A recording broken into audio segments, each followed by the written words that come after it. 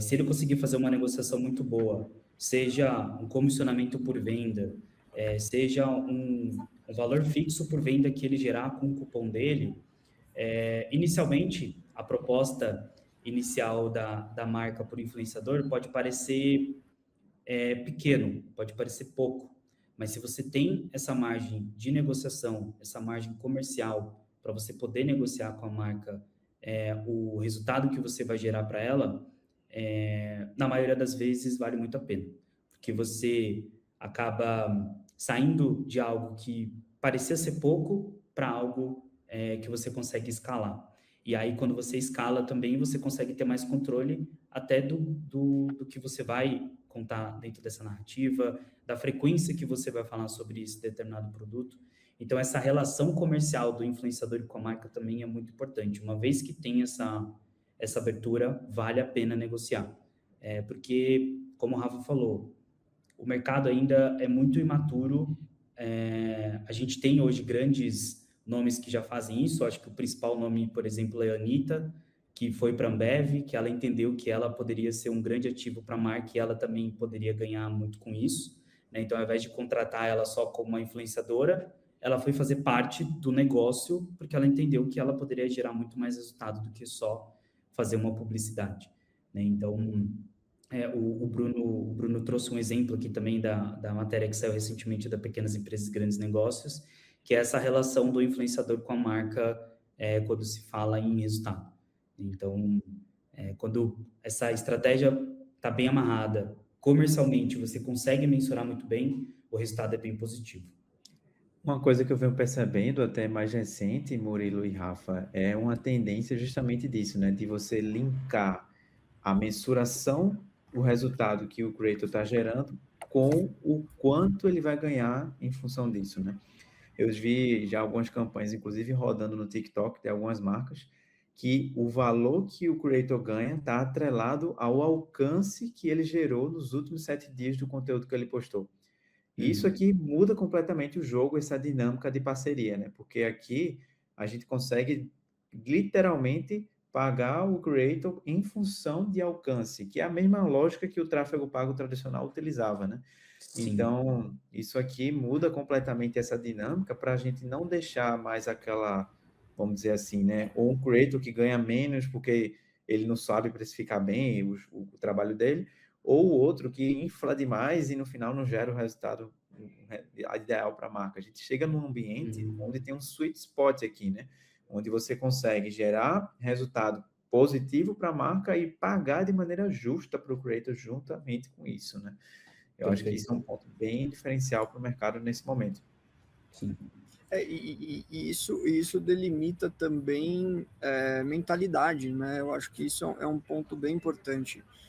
A partir do momento em que você está num cenário de negociação e você traz esse gatilho comercial e esse possível ganho por venda e o influenciador ele abraça isso, ele também está numa cadeia mais evoluída, né? Ele não está numa cadeia muito de ganho unilateral, ele está pensando em ganho ganha-ganha, que eu acho que isso é um ponto bem importante.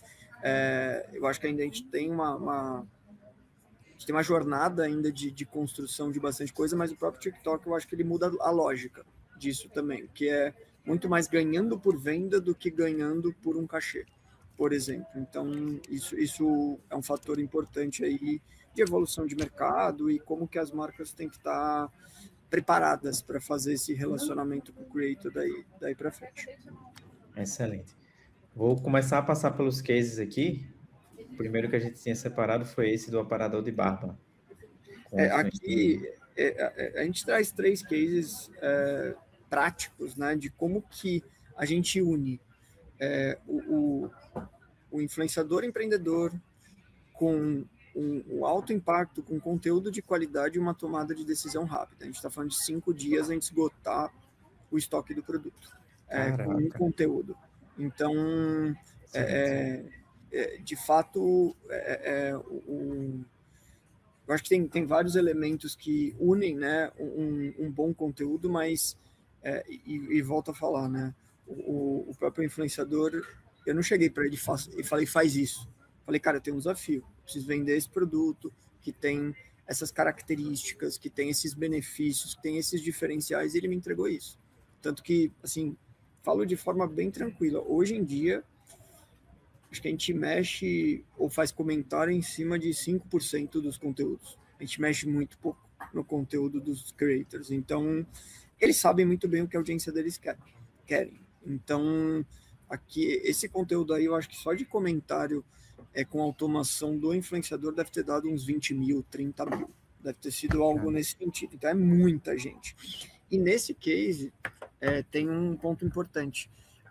Quem mais vendeu o produto dentro dessa ação não foi nosso canal principal, foi o Mercado Livre. Porque muita gente viu o conteúdo e depois foi no Mercado Livre e comprou, na nossa loja oficial.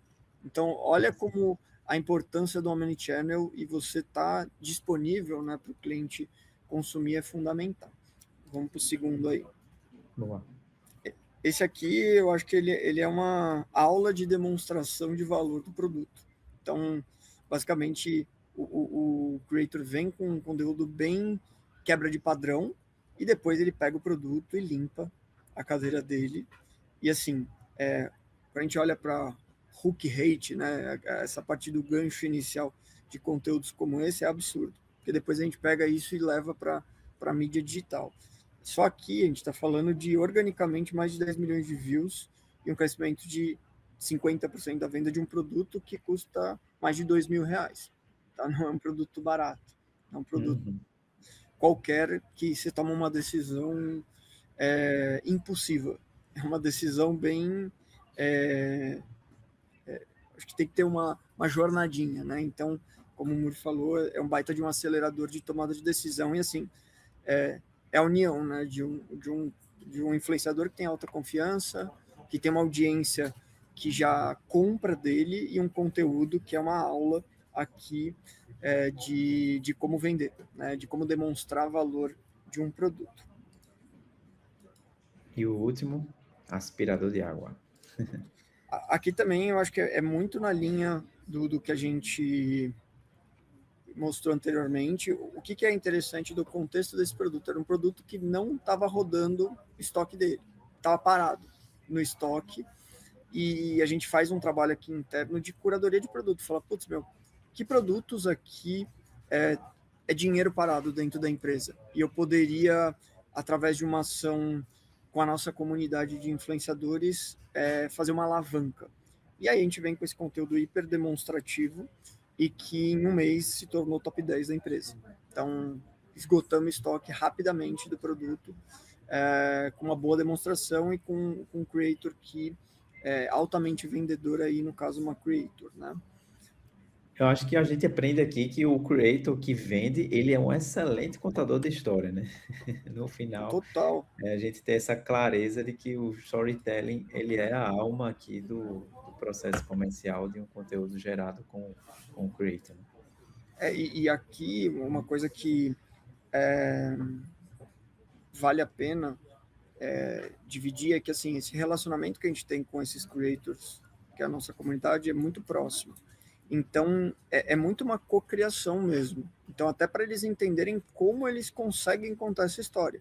A ponto de alguns produtos a gente até declinar, às vezes, uma ação, porque aquele produto não permitia contar uma história tão demonstrativa, às vezes é muito subjetivo, então a gente tem que ir por outros caminhos. Né? Então, eu acho que isso até responde uma pergunta aqui da Yasmin, que é sobre se a gente analisa roteiro e tudo mais. Normalmente, a gente se concentra muito em dar um bom briefing. Tá? O bom briefing, eu acho que ele é mais importante do que essa próxima etapa de analisar roteiro, porque assim, se o briefing está bem amarrado, a probabilidade de vir encaixado é muito grande. E eu até trocaria o nome, eu não falo muito de briefing, eu falo de treinar. Você precisa treinar o influenciador. Então, se você quer que ele seja um vendedor, você precisa treinar ele. Então, como qualquer time de vendas. Verdade, né? faz sentido.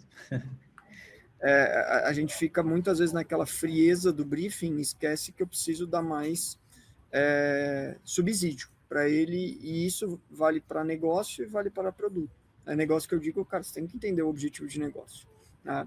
E por último, aqui eu acho que é o nosso primeiro e case, um dos mais reconhecidos, é quando a gente fez essa viralização da panela, né? Então, e assim, esse é um case de 2017, né? Então a gente fez lá atrás, até com um influenciador um pouco improvável lá atrás, porque era um cara muito jovem, um cara que falava bastante besteira na internet, mas ele conseguiu fazer um conteúdo muito bom e que furou a bolha total, né? Então, lá atrás a gente estava ainda tracionando a venda, a gente chegou a vender 100 mil panelas por mês, depois de um conteúdo como esse, né? É uma...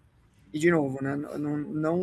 Não puramente no canal digital, isso se estendeu para todos os canais da empresa, inclusive lojas, né? Que naquele momento foi o canal que mais vendeu.